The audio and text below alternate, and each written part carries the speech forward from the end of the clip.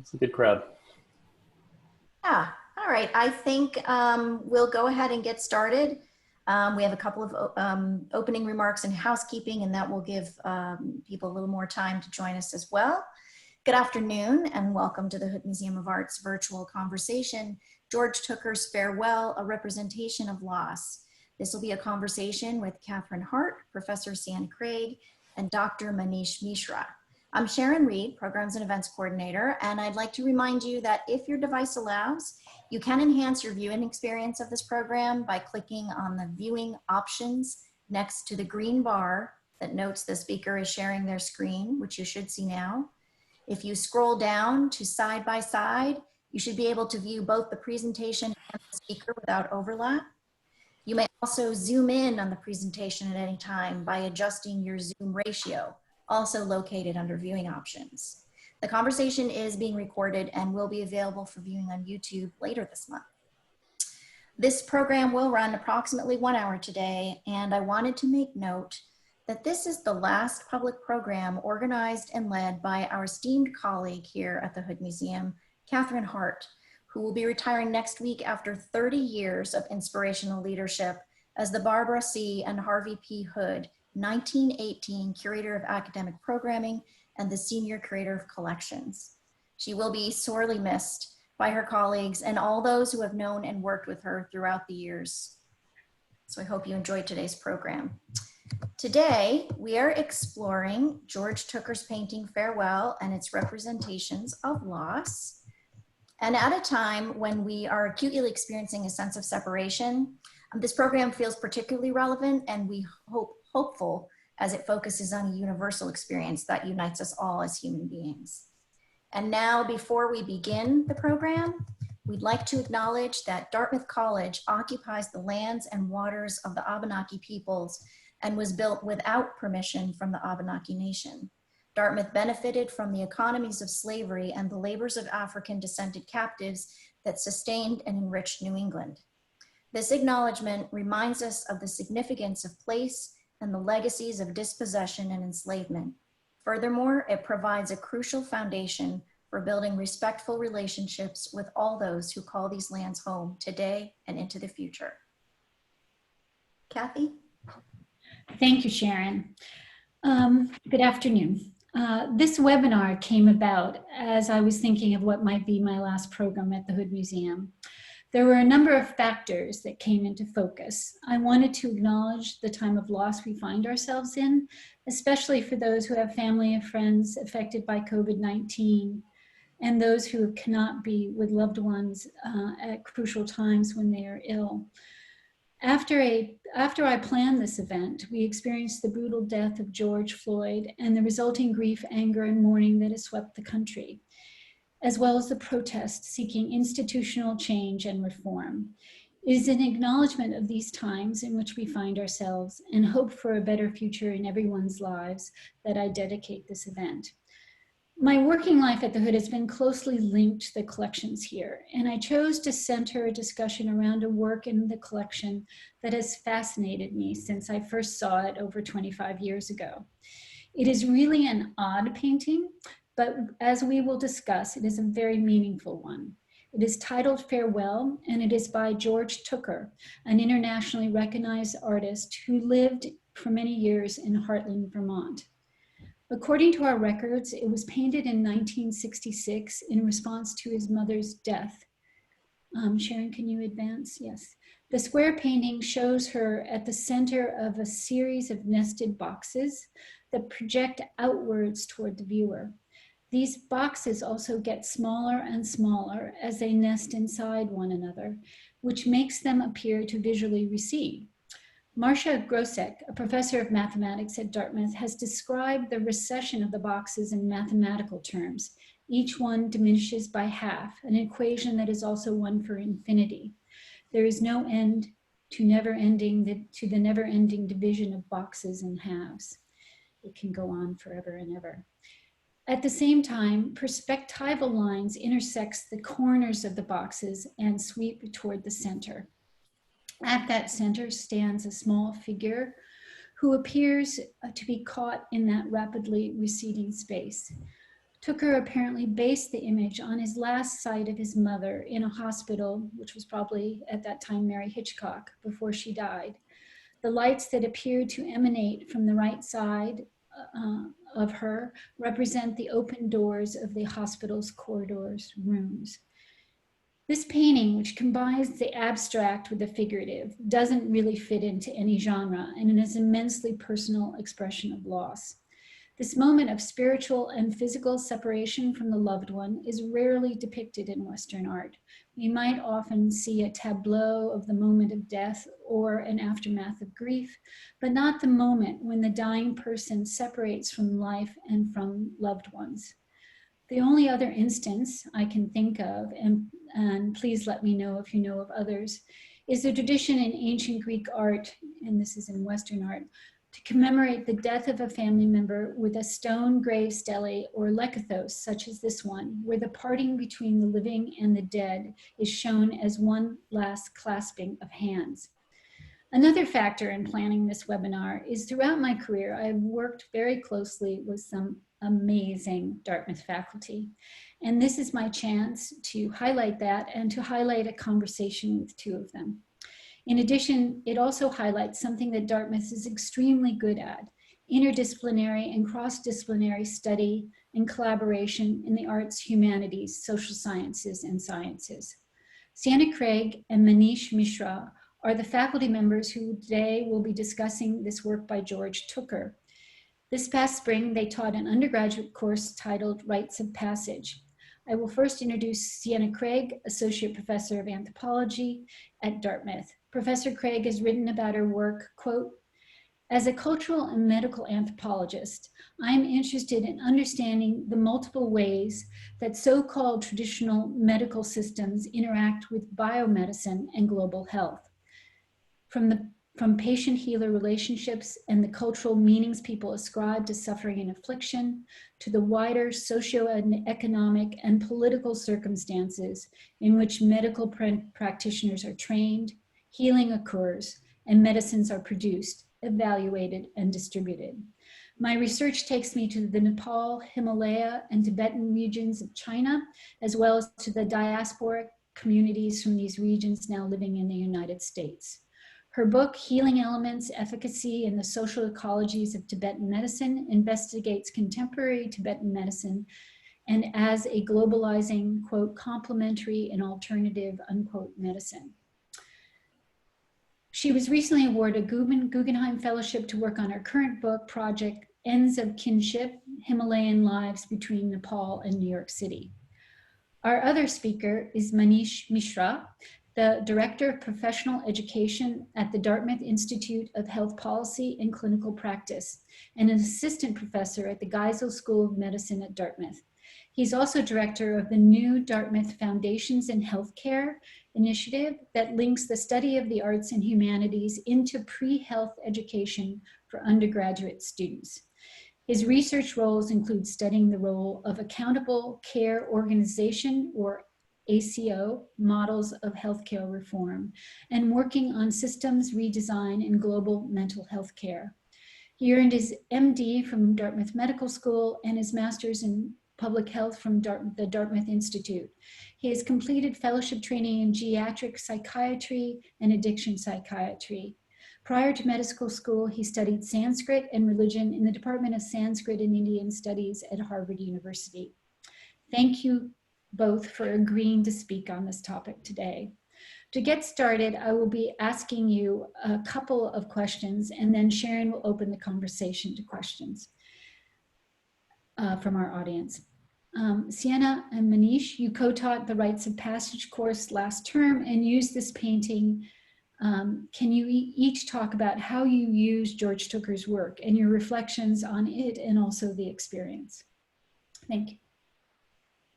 Do you want to open, Sienna? Sure.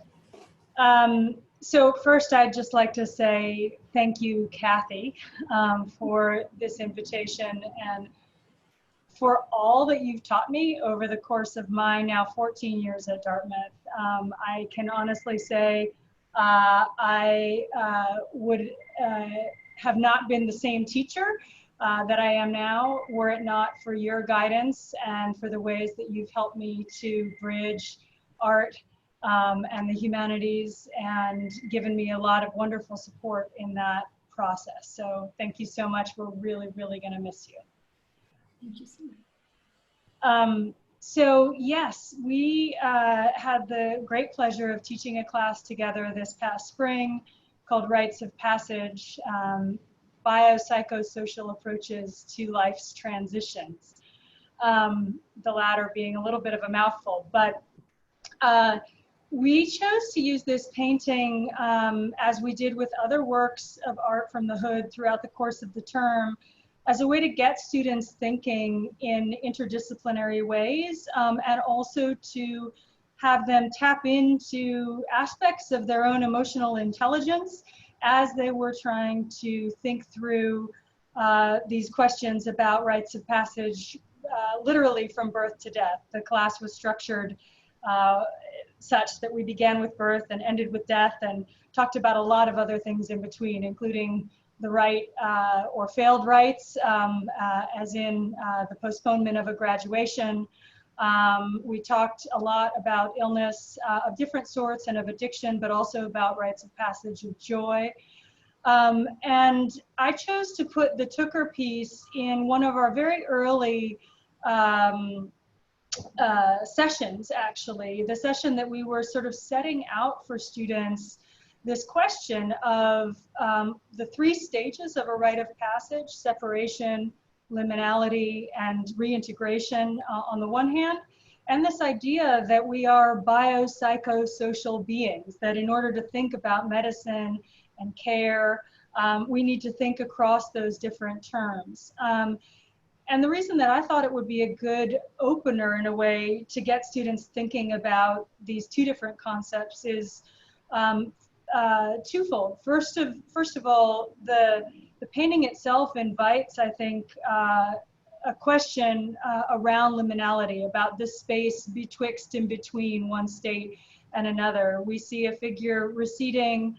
We're not entirely sure where. The title tells us something, but it doesn't tell us the whole picture. There is obviously a separation going on, but we also don't know where or how the reintegration is going to occur. So it was a really good piece for the students to think with, about those three core concepts in the class, but also about this idea that medicine is all of these things, biological, psychological, and social. So, you know, we spent some time letting the students have their own reactions to this piece at first, and then layered some of our own understandings of what this piece might mean into it. And we'll get into some of that in a moment.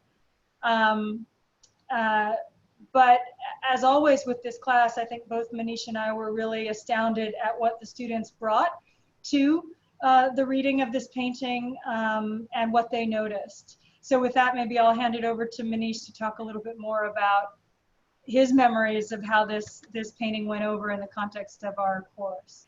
Yeah, thanks, Sienna. And I mean, just to open, Kathy, thank you so much for this invitation. And I see in the chat that Vivian had written, Kathy's a museum treasure, and I think that's just about right with my experience. So it's an honor to be a part of this rite of passage with you. In preparing this session, it brought back a lot of feelings that it did preparing class with this painting, where I got overwhelmed, I think, with a sense of how much this painting matters right now. For anybody who's lost a loved one recently, or someone who's anticipating the loss, given that we're amidst a pandemic, this painting can land a message in a way that oftentimes imprecise words can't. We're in a moment right now where we're hearing statistics about death on the order of thousands and hundreds of thousands routinely. And in that way, I think this painting kind of became a totem, maybe a totem or an invitation to remember how every single person matters. Every single person meant everything to somebody else. So it's easy to lose that when we think about 120,000 deaths. But all of a sudden we see a painting here where This is a man who's grieving the loss of his mother and meditating on that. I think right now is a critical reminder of what not to lose focus on. And that's what we brought into class. You know, there's this term in psychology called rapprochement where, you know, where often you see it with babies, where babies are testing boundaries to see what's okay. So they walk away, I'm walking away from you at the park, and they look back to make sure somebody's looking. So they're still tethered, but they're kind of moving away.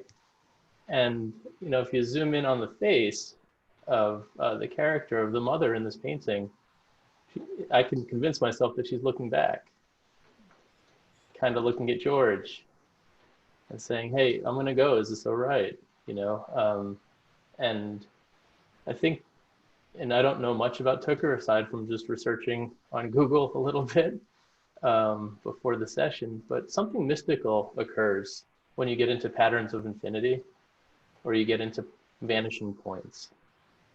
And I think that's what a lot of our students responded to in class. And to Siena's point, this really became a bit of a Rorschach to some degree, where students were bringing a lot to the painting.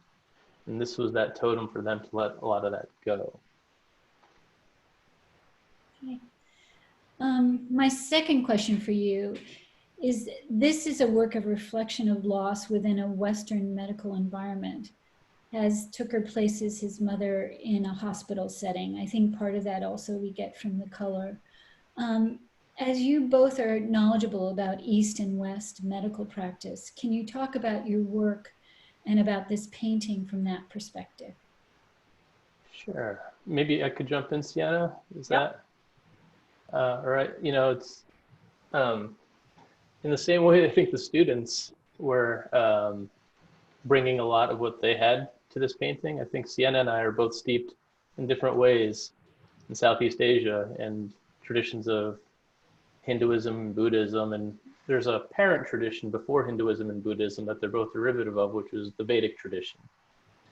And that's what I studied prior to medicine, and that's what I bring to this painting, actually. In the Vedic tradition, you hear this word Tantra, which, you know, it gets taken out of context a lot in pop philosophy, but I think this idea is how do you mechanize Vedic teachings in a way that's palatable to people who aren't devoting their lives to the monastics. But this idea, we've all seen these patterns of Tantra. I think the idea of a mandala is something that people may be familiar with. It's based on this idea of something called a yantra, and maybe we could advance the slide. That's an example of a yantra. So it rhymes with mantra, and they're kind of related. Mantra is the words, yantra is the location. And what this is the symbolic space where it's actually the blueprint of all of the sacred materials, temples, statues that you see in Southeast Asian iconography. And it might be worth breaking that down for a second. And Kathy, I'm going to rely on you to keep me in bounds so I don't go too tangentially. But if you look at the yantra, you see a central point with a series of triangles pointing up or pointing down, depending on your perspective, squared off, circled, and then squared off with 4 points of entry. And the symbolic nature of this is that the central point is something called Jait or Jaitan, which is absolute consciousness, divinity, absolute consciousness, self-realization. There's a lot of terms for it. And if you're following along with the metaphor that I'm going to land on, I mean, that's George Tooker's mom. She's the divinity in that piece. So there's a central point that this begins with. There's a triangle pointing down and a triangle pointing up in opposition. And if you superimpose those two, it's the balance between stillness, going up, in dynamics, going down. So sthiti and gati are the two terms. And this idea is the perfect balance of stillness and dynamics is going to get you to absolute consciousness. You build this out pattern-wise and you get to a circle.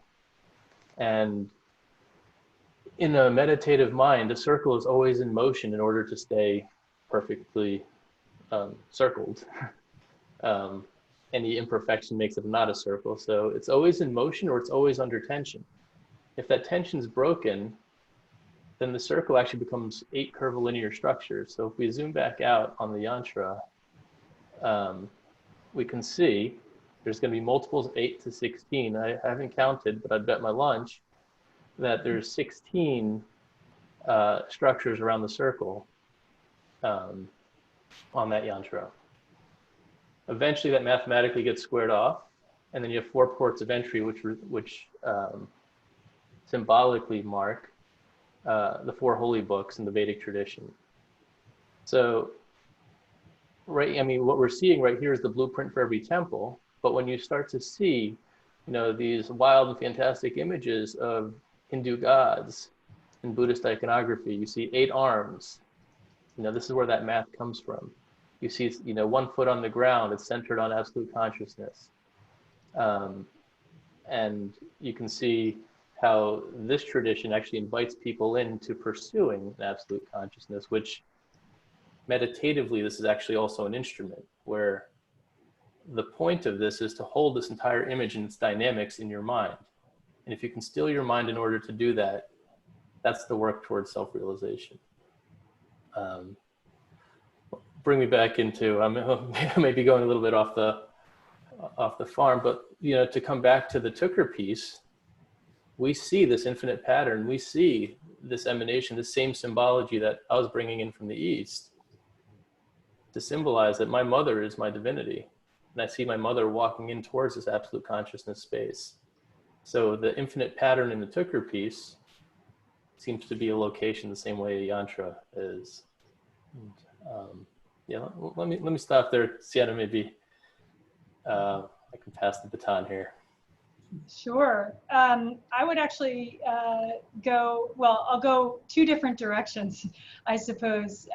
One of which is to sort of complement what Manish has just offered from the Vedic and the Tantric tradition, with a couple of other comments about how I see Tooker in relation to an image, for instance, of the medicine Buddha. So perhaps if we could go, Sharon, a couple of slides forward to the medicine Buddha.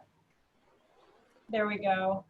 And then we'll go back to the Tooker for another sort of medical anthropology take.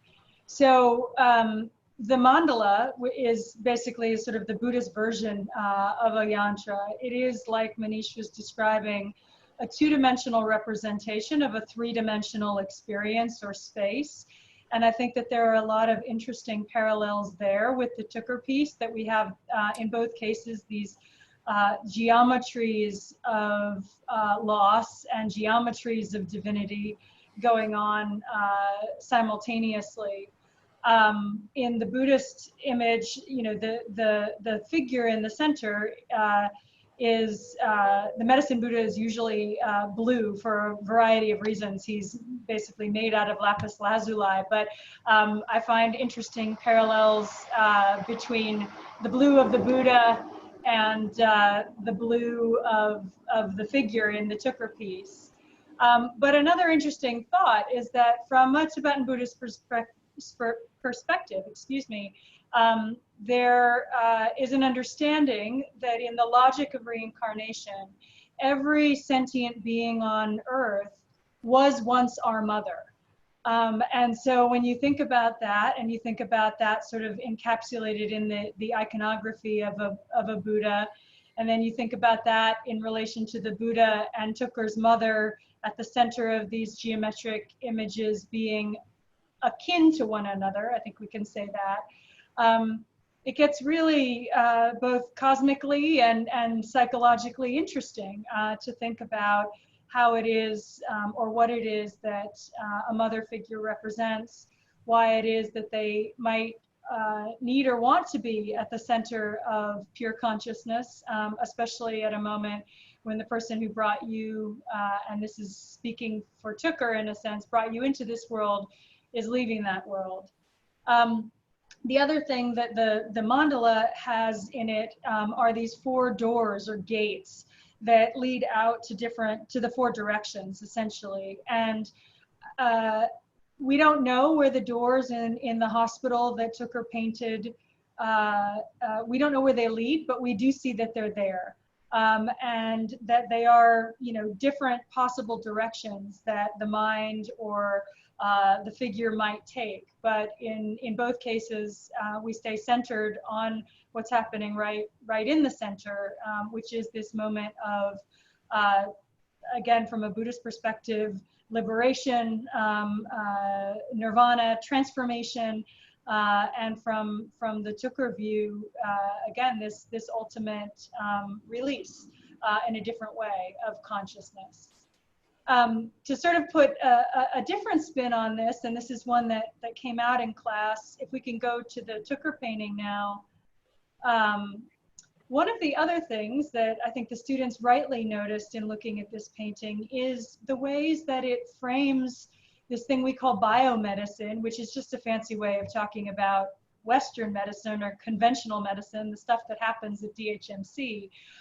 You know, one of the critiques of our system of medicine is that it can lack empathy, that it can lack compassion, that it can be cold, or that it can leave people feeling alone or in solitude. And that was yet another layer, I would say, that students brought to looking at this piece, to sort of thinking about it also as an allegory for the ways that our medical system can fail us humanistically.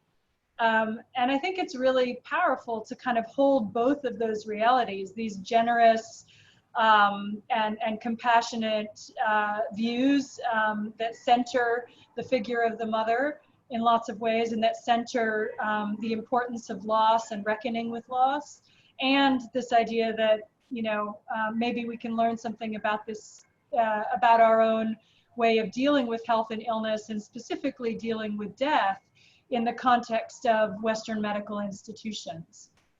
Because this also definitely has a kind of institutional feel to it. Yeah, Manish, could you comment on that as well? Because I know you work on improving medical practice in this area. Yeah, what to say? You know, this there's this doctrine of impermanence, you know, that I think we struggle with because it's not a part of our daily meditative practice. You know, culturally, that's not what we do. In fact, we avoid a lot of conversations of death, you know, looking at, you know, it's a broad generalization, of course, but I think that leads to a lot of the troubles that we see. You know, in healthcare, we see these egregious numbers of X 70% of healthcare expenditure, which is, last I looked, was $3.2 trillion a year.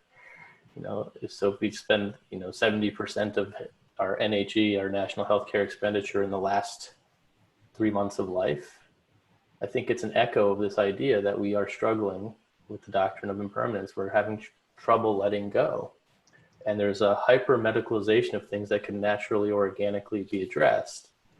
You know, you know, preparing for this session, I was going through a lot of our students' homework, you know, when we presented this in class. And, you know, they're so great and such fresh takes on it. And, you know, one of them was really pulling on that balance between art and science. You know, and it brought up in class a conversation about if you asked Leonardo da Vinci, are you a scientist or an artist, he wouldn't understand the question. You know, and that kind of idea really comes here, that there's a conversation that this piece brings out that could be really helpful in the hospital settings. That, you know, we're on a trajectory, we're seeing it visually, it resonates in a deep way. Can this be a way, can this be a totem to make conversations about death easier and perhaps even seem, you know, more comfortable and natural, as opposed to something that needs to be fought and opposed, you know, against all odds. And again, especially in, you know, the moment that we find ourselves in, where we're seeing death in the order of hundreds of thousands in months with no certainty moving forward, it's a really scary time. So I find a lot of utility, the same way that the yantra is an instrument for meditation. I think this painting is an instrument for conversation. Yeah, I think that's one of the things in our practice at the museum and integrating these collections into curriculum that we hope for is that the arts can be a catalyst for conversations around topics that are often not something that you usually talk about, and also the ways in which you can utilize it within a course such as the one you just did. It evokes the students' thinking and imagination. On that point, unless either of you want to say anything more, I think I'll ask Sharon to hand it over to start with the questions from the people listening today. Do you want to add anything else, Sienna? Anything? Love to hear what people are curious about. Before we go to the question, I just did have one thought, of how fun it was in class, and hopefully that's what the remainder of our time is, that everything we bring to this is valid, and one student pointed out, oh, the yellow trim of the boxes seems to be like the Zoom box yellow trim that we have on our screens right now. So mom's the speaker, but all of a sudden, that has valence and value. And last night, my wife jokingly said something about, well, it looks like somebody's on first pass, it looks like somebody's in ductwork, stuck in the ventilation. But then all of a sudden you think about ventilation being a very serious term today. And the offhand comment all of a sudden can bring about a lot of meaning. So I would love to hear what this does for folks, and hopefully we get to play with that. Great. Okay, Sharon. Hello, I'm back. Yep, we have a couple of questions here from people. One of them is, obviously very relevant to what we've just been talking about. Right now, many people cannot be with their loved ones while they're sick and dying in the hospital because of COVID-19. Do you know how hospitals might be handling this right now? We know that some are overwhelmed and people are being turned away in some cases, or not hearing about the state of their family member. What would a better system look like, and how do you think COVID-19 will or might change end-of-life care? Manish, you're all on that one.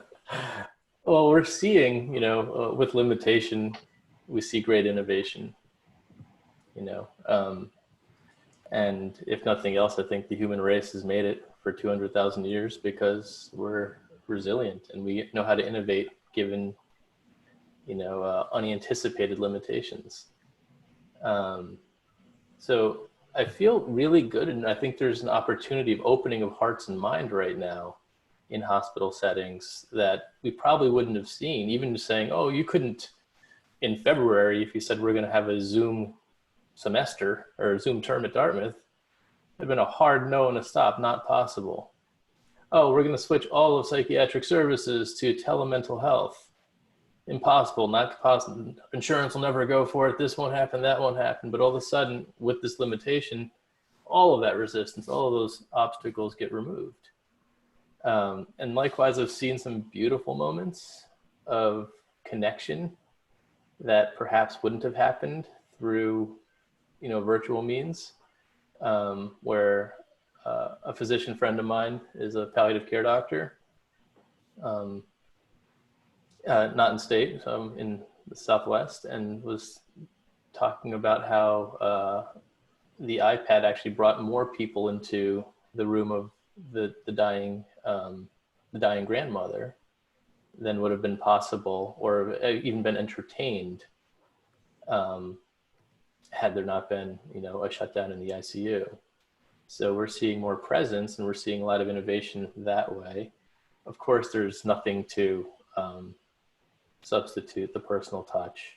There's nothing to substitute the hug, a kiss goodbye, or things of that nature. But I find myself with wonderment and optimism that we're going to innovate ways and continue to as we start articulating these problems. I think that's the crossover in the space of medicine and medical anthropology. We need the medical anthropological perspective of what's happening on the ground. What are people's feelings and experiences that aren't being captured in the medical chart? Interviewing people who lost somebody in the ICU and saying, this was the worst part, but this was also kind of a surprise delight. So it leaves me with optimism and excitement about an open mind amidst the obvious, and undeniable grief that this didn't go as I expected. Thank you. We have a question that's particular to Tooker's painting, noting that it is asymmetrical, and wondering, is there a sense of why Tooker may have painted that asymmetrically, and how does it aid in the painting and maybe the way we interpret it?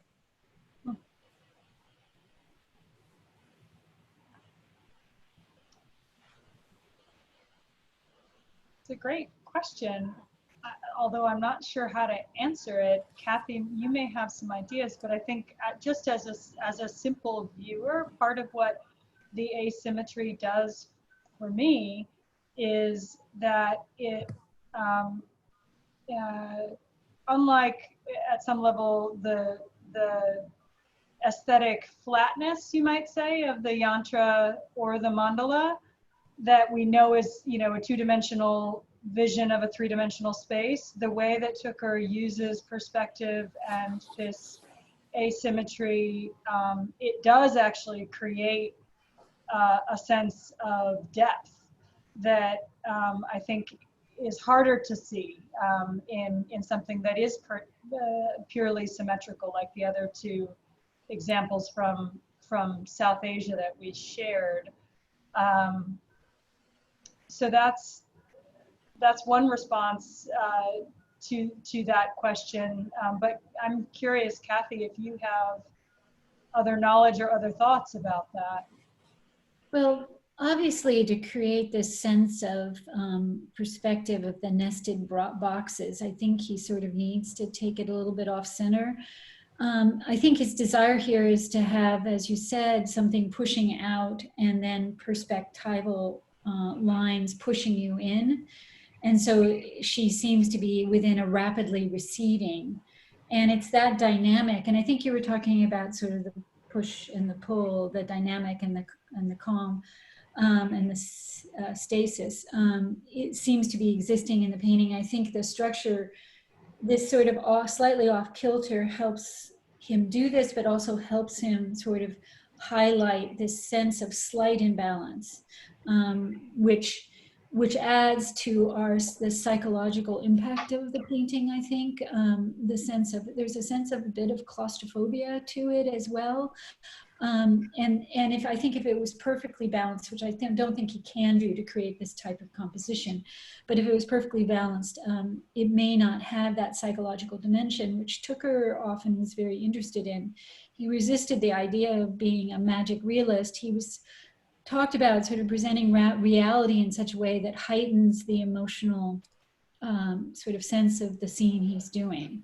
Often he was called surreal. He exists in a strange space artistically. As I said, he doesn't quite get pinned down. And that is very much what happens here. And I think what you're seeing is his desire to make things psychologically somewhat uncomfortable that the asymmetry brings to it, and the sort of push-pull brings to it. So. A comment on the placement of Tooker's mother. As we've noticed in the close-up, which is, I think, hard to tell unless you do look at that detail, that she's actually facing the viewer rather than turning away. So I know that surprised some of our viewers to see her facing us.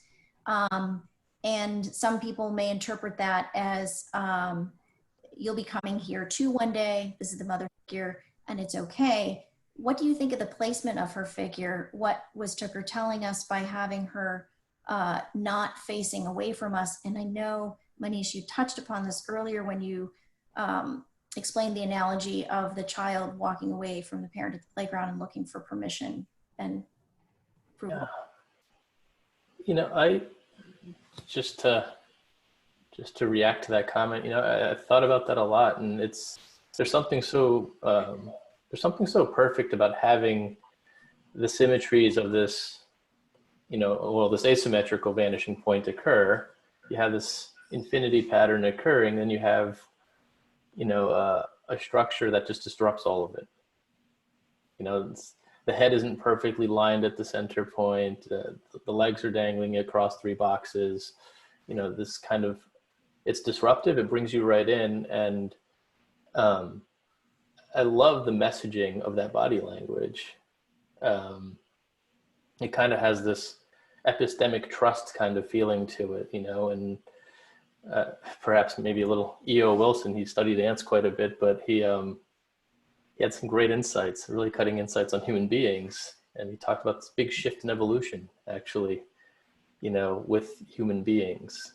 You know, if the world is 4.5 billion years old, life started 3.5 billion years ago, and about 196,000 years of the kernels of what is now modern human, there's a huge shift that allowed humans to thrive the way that they did.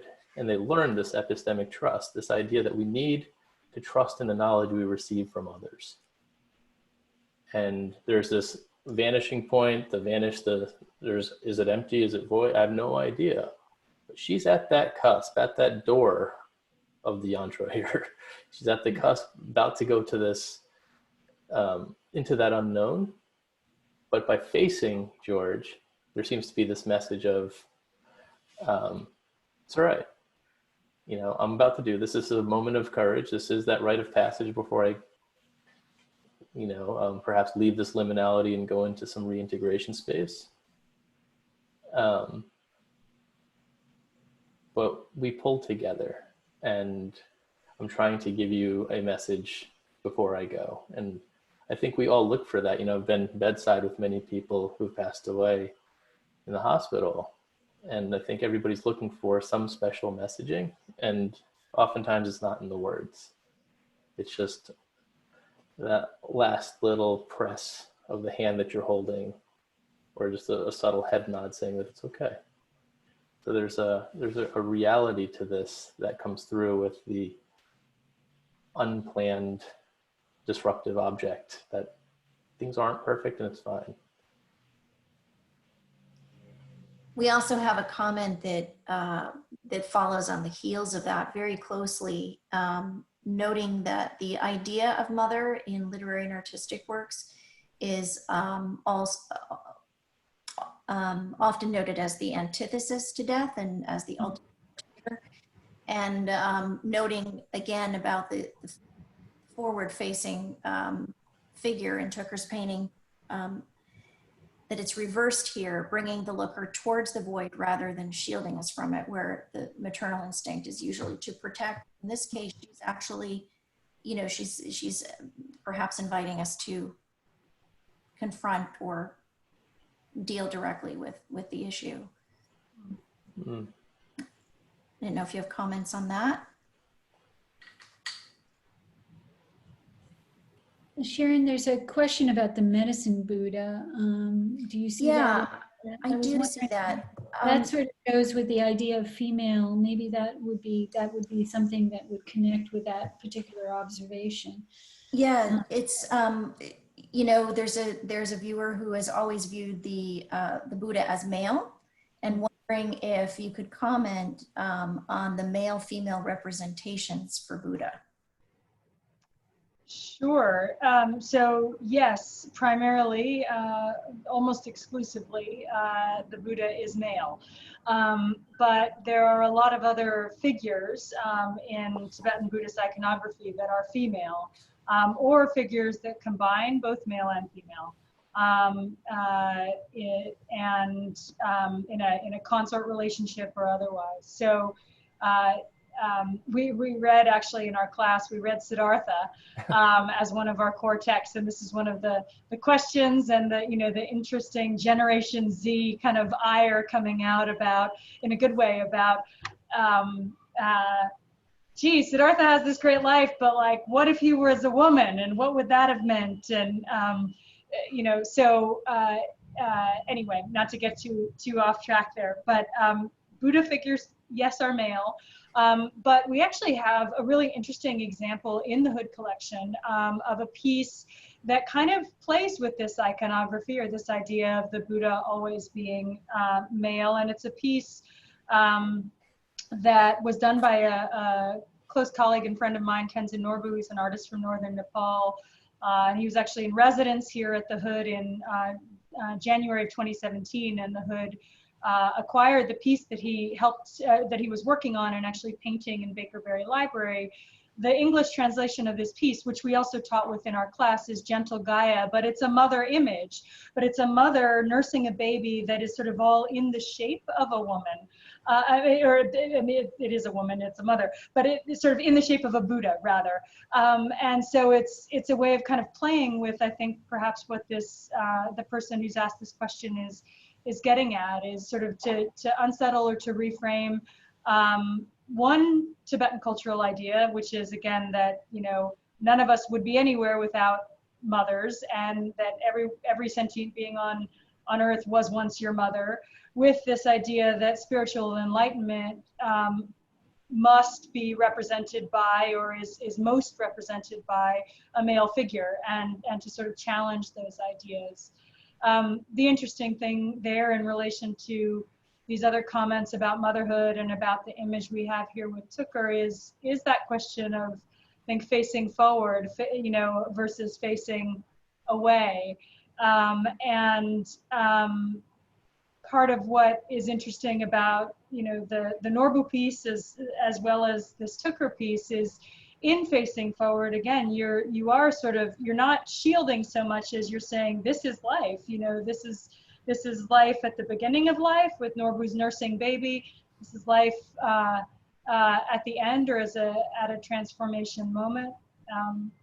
Yeah, so I like thinking about those two pieces together as well, actually. Yeah, I actually have a thought on that, that very notion, the gender issue here. And, you know, in the Buddhist mandala, yeah, you know, the iconography, as Sienna points out, is very, you know, male dominant. But the root behind that, and this is what I really love about that Vedic precursor tradition, you know, the roots behind that are that yantra that we looked at. The dot is absolute consciousness, no gender. And the triangle pointing up is male. Triangle pointing down is female. And that's the balance of those two pieces of the male and female element will lead you to pure consciousness. So it's not valuing one over the other. Of course, you know, historically, you know, representation, it just, as it manifested with human beings, those who had power did everything they could to hold on to power. Not a new story.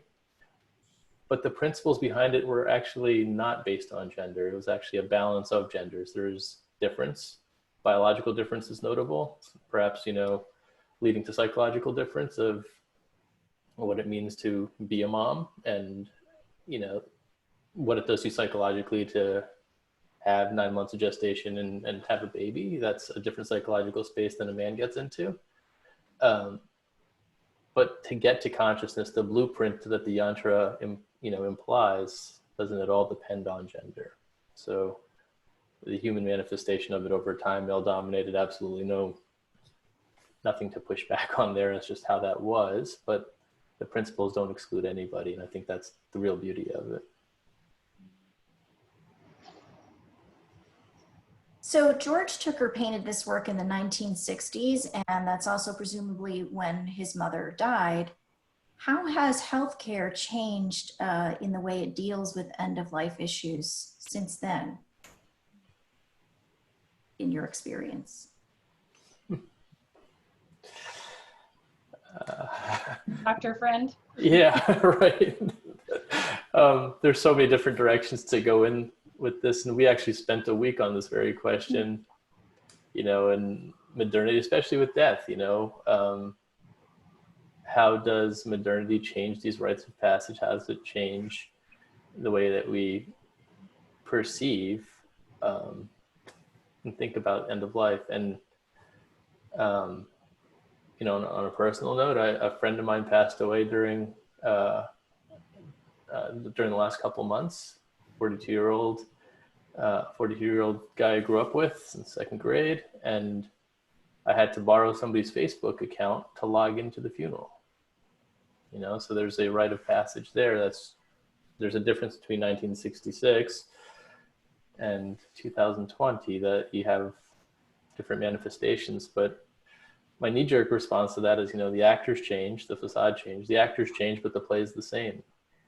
there are deep psychological needs that need to occur to mark beginnings and ends, to feel like you have some control and understanding. And I think that's the wonderful interplay that Sienna and I enjoy, you know, in this class and in our dialogue, is that what are the psychological needs that need to occur? And then how does that manifest with groups of people in anthropology? And then how does that shape a culture? And if you look at, you know, a death rite in the Hindu tradition versus just the neighbors above to Tibet, very different. If you look at death rites in rural South US versus New York City, very different. But there's something that needs to occur, and those will constantly change form, but I think the principle underneath is conserved. I think one of the things that we touched on in class that also makes me think about the Tooker painting vis-a-vis the date is this question of technology in relation to medicine and forms of technological intervention in those end-of-life moments. So on the one hand, we've had the growth of the palliative care movement, in no small part because of former Dartmouth person, Ira Byock, over these last 20 or 30 years. But we've also obviously seen the increased use of different forms of technology, including, you know, the one that is so precious right now, ventilators, right? And this question of how and to what extent we navigate those very tough decisions, bioethical decisions about when and how life or personhood ends, and how that then relates to the ceasing of biological life. And that's something that we talked about a lot in class, but also makes me think about in relation to both the time at which Tooker was writing and sort of what an ICU or what a hospital room looked like in 1960 versus what it can look like now. I don't fully know the answer to that, but it's something that the image makes me question or think about. I think that, you know, we only have a few more minutes, and Sharon, I think that one of the things that painting does for me is it sort of expresses the wrenching aspect of losing that physical person, of losing the loved one. I think that besides sort of representing sort of the passage, but it also represents the grief. I wanted to know whether you wanted to respond a little bit about that as well, because it seems like a lot of this painting is also about Tooker and how Tooker sought to find an expression that would represent his feelings about losing his mother. It'd be impossible for me to get out of here without dropping a Freud line in somewhere, you know. I feel like I didn't do my job, but you know, that which is repressed seeks expression, you know, and if you have so much charge in your chest, it's going to come out. It's going to find its way to come out. And if you try to ignore it, it's going to come out in scattered ways. If you try to channel that, I think perhaps these are some of the intellectual underpinnings of psychological therapy, that we're trying to guide a lot of that energy into a space where it can be externalized and then mobilized into hopefully something useful and healing. You know, there's several forms of that writing, and I think this painting is a great example of that as well. I hope that this painting, and I guess we'll never know for sure unless he's written about it, but that this was some kind of a cathartic experience of allowing some of that negative charge to be discharged and allow for some comfort to ensue after perhaps the most devastating loss that there is, the loss of mother.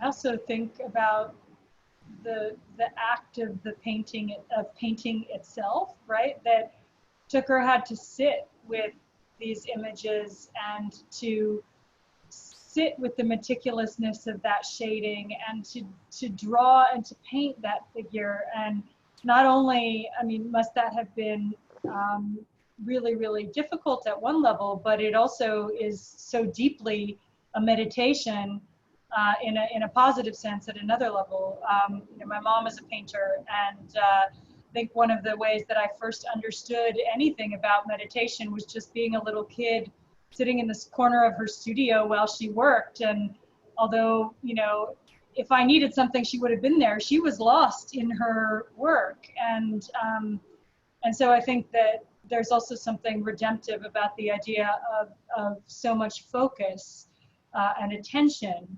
on an object of love and on an object of loss. Thank you. Well, I think we are coming to a close, but before we do, I would just like to ask Kathy or Manish or Sienna, if you have any final words of wisdom or thoughts before we end today. Anything particular you wanted to share?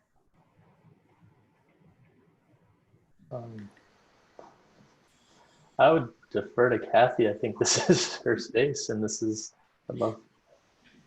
Well, I would just say that I do find, as you're both saying, as art as being redemptive, as also as a way, and I think about poetry and the novel and other forms in music as redemptive. And we, during this time, need the arts more than ever to help us navigate these times. And it's in that sort of spirit that I'm so happy that we could get together to talk about this painting today, and I wanted to thank you so much for your insights into it.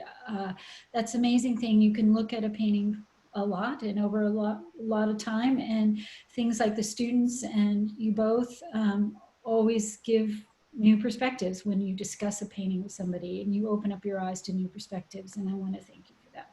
So thank you. Well, that does conclude our conversation today, and I do want to extend a very warm welcome to all of our speakers for leading such a thoughtful and thought-provoking discussion. Thank you. And again, I'd like to take a moment to wish Kathy Hart the best, the very best in her retirement. Congratulations. Thank you. We do ask you all if you could please take a moment to complete the survey in tomorrow's email. Even if you've completed one before, each and every program is different and your feedback is incredibly helpful. Our next virtual program will take place on July 8th and will feature a panel discussion focused on school photos and their importance in a time of crises. To find out more, visit the Hood Museum of Art's website. We wish you a wonderful afternoon. Stay well.